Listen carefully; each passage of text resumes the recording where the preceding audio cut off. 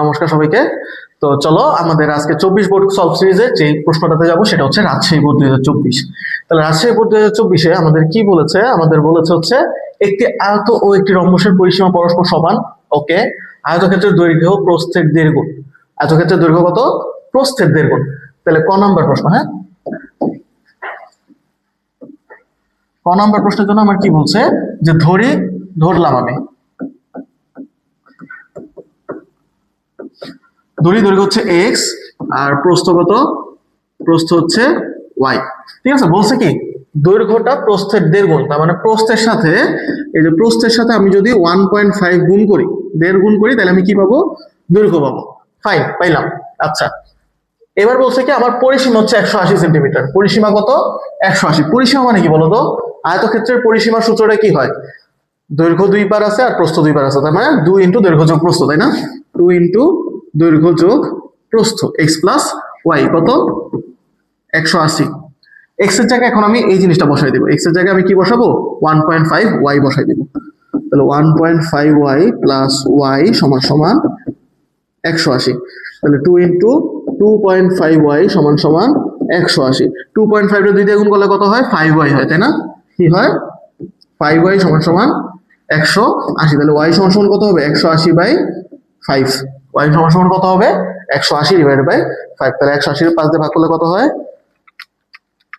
36। কত হবে? 36 হবে। আর 35 লিখছি কেন? কত? 36। তাহলে এক্স এর মান কত ভাই বলো তো? 36 গুণ 1.5, তাই না? 36 গুণ 1.5 কত হয়? 54। কত? 54। তাহলে ক্ষুদ্রতর বাহু কত হবে? ক্ষুদ্রতর বাহু হবে আমার 36। ঠিক আছে, এই যে প্রশ্নটাই আমার ক্ষুদ্রতর বাহু। তাহলে এই তো শেষ, ক নাম্বার এখানেই শেষ। আচ্ছা চলো খ নাম্বার। ওকে, খ নাম্বারে যাওয়ার আগে আমি একটু কপি করে নিই জিনিসটা। ঠিক আছে, ওকে, কপি করে নিলাম। এই পুরো জিনিসটা মুছে দেই।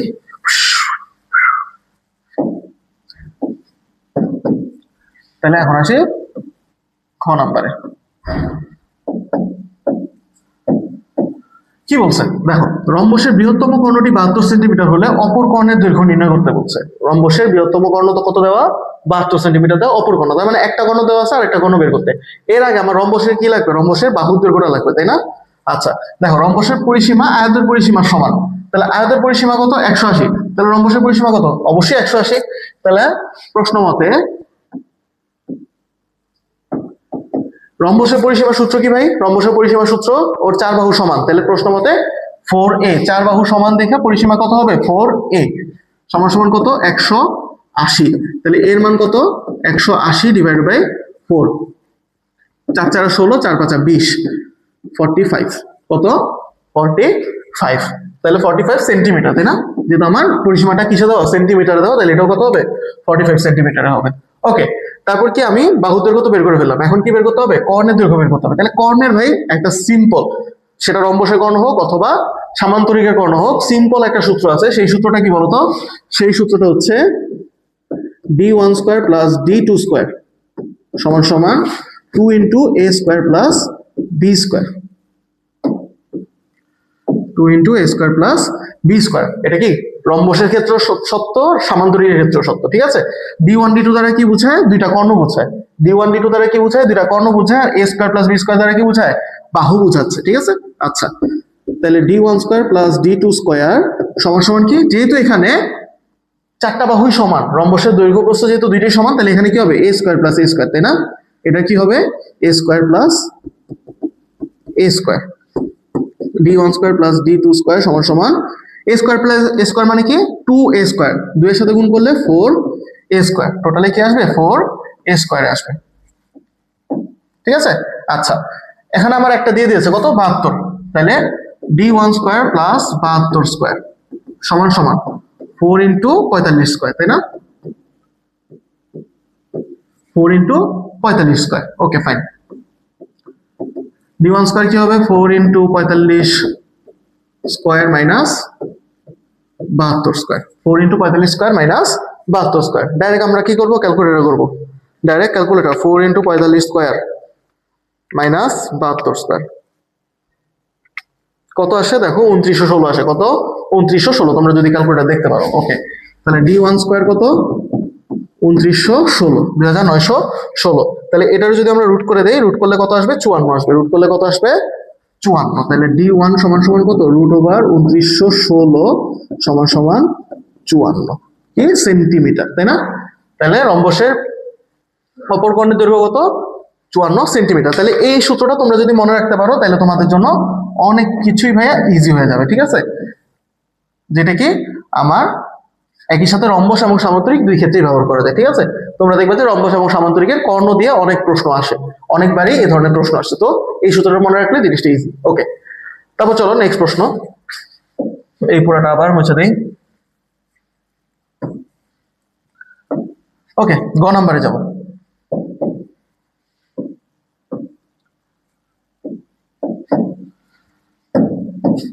গ নাম্বারে কি বলেছে? কোন সমদ্বিবাহু ত্রিভুজের সমান সমান বাহু দৈর্ঘ্য ভূমির 3/4 অংশ। আচ্ছা, তোমরা যদি এই লেখাটা বুঝতে না পারো তাহলে হচ্ছে কি, সমান সমান বাহু দৈর্ঘ্য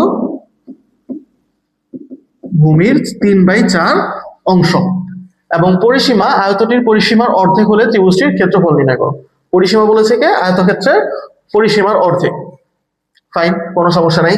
আচ্ছা, তাহলে আমরা ধরি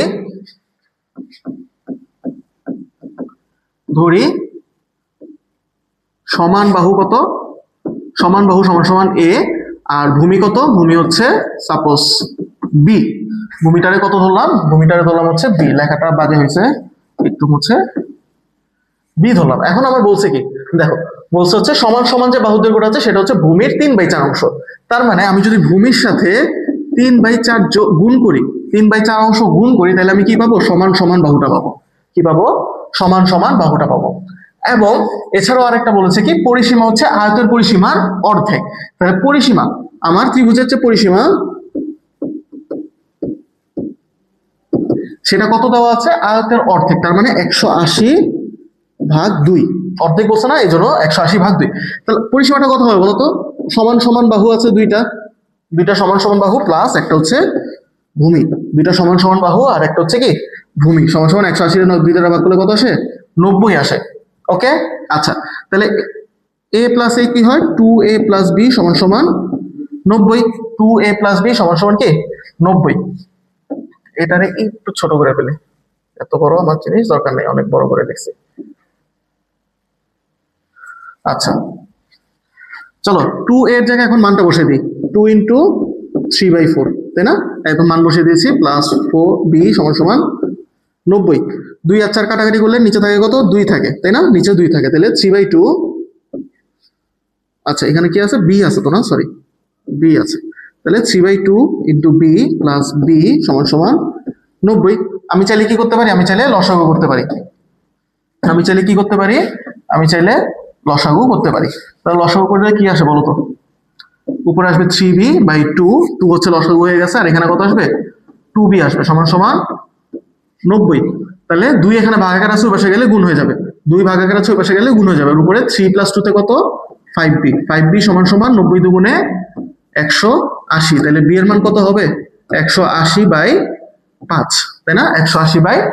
তাহলে 3 × 5 = 15 আর 5 × 6 = 30। তাহলে কত আসবে? 36 আসবে। কত আসবে? 36 সেন্টিমিটার বি এর মান। তাহলে ভাইয়া এর মান কত বলো তো?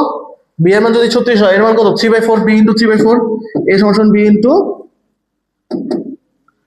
3/4। তাহলে 36 গুণ 3/4, তাহলে 4 নং 36, 4 নং 36 আর 3 নং কত? 3 নং 27 নাকি?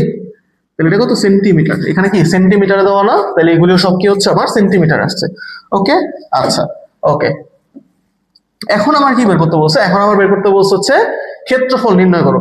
তাহলে ভাই ক্ষেত্রফল নির্ণয় করা খুবই সহজ, তাই না? আমরা জানি সমদ্বিবাহু ত্রিভুজের ক্ষেত্রফল একদম একদম মুখস্থ রাখতে হবে। সেটা কত? তাহলে ক্ষেত্রফল সমান সমান একদম মুখস্থ রাখতে হবে b/4 √ 4a² - b²। b/4 √ 4a² - b²। তাহলে এখানে b এর মান কত? b এর মান হচ্ছে 36। তাহলে 36/4 √ 4 a² কত? 27, তাই না? 4 × 27² 4 × 27² - 36²। তো ডাইরেক্ট ক্যালকুলেটরে বসাই দিব, আমি সময় নষ্ট করবো না, ডাইরেক্ট কি করবো ক্যালকুলেটরে বসাই দিব। তাহলে 36/4 into √4 into 27 square minus 36 square. দেখো ভাই কত আসে 362.24, দেখো দেখা যাচ্ছে 362.243 সেন্টিমিটার স্কোয়ার বা বর্গ সেন্টিমিটার, 362.243 সেন্টিমিটার স্কোয়ার বা বর্গ সেন্টিমিটার। আচ্ছা, আর এই জিনিসটা কি ছিল, এই জিনিসটা ছিল হচ্ছে আমার ওই উপরের অংশটা, ঠিক আছে, এটা একটু মাথায় রেখে, এটা কিন্তু কোনো ম্যাথের অংশ না, এটা হচ্ছে এই যে এই জায়গাটার লেখাটা, যেটা হয়তোবা দেখা যাচ্ছে না, বেশি অন্য দেখা যাচ্ছে কিনা, ঠিক আছে। আচ্ছা, তাহলে এই হচ্ছে আমাদের অঙ্ক। তাহলে আমরা কি করলাম, সমদ্বিবাহু ত্রিভুজের সমান সমান বাহুর দৈর্ঘ্য ভূমিত মানে যে শর্তটা দেওয়া, সেই একটা শর্ত বানাইলাম যে সমান সমান বাহুর দৈর্ঘ্যটা কি আমার ভূমির দৈর্ঘ্যের কি 3/4 অংশ। তারপরে আমার কি দাও, তারপর আমার পরিসীমা দেওয়া ছিল, পরিসীমা হচ্ছে আমার কি 180/2, অর্ধেক বলছে এই জন্য 2 দিয়ে ভাগ করছি। আচ্ছা, পরিসীমা মানে কি 3 বাহুর যোগফল, এই যে 3 বাহুর যোগ করলাম, দুইটা সমান সমান বাহু প্লাস একটা ভূমি, 3টা বাহু যোগ করলাম। যোগ করার পরে কি আসলো, সেখানে আমি এ এর মানটা বসাইলাম 3b/4, ওইটা বসানোর পরে আমি কি বের করেছি, বি এর মান বের করেছি এখান থেকে, বি এর মান বসে আমি তারপরে সি এর মানটাও এখান থেকে বের হয়েছে, ঠিক আছে। আচ্ছা, এরপরে ক্ষেত্রফলের মধ্যে আমি মান বসে দিয়েছি, ক্ষেত্রফল সমদ্বিবাহু ত্রিভুজের ক্ষেত্রফল খুবই ইজি, b/4 √4a² - b², উত্তর আসছে এটাই। তাহলে এই অঙ্কটা খুব বেশি কঠিন ছিল না, একটুখানি কঠিন ছিল, বাট এই জায়গাটা একটু সমস্যা হওয়ার কথা, এছাড়া কোনো সমস্যা হওয়ার কথা না। তাহলে আজকের ক্লাস এই পর্যন্তই, দেখা হচ্ছে নেক্সট কোনো ভিডিওতে।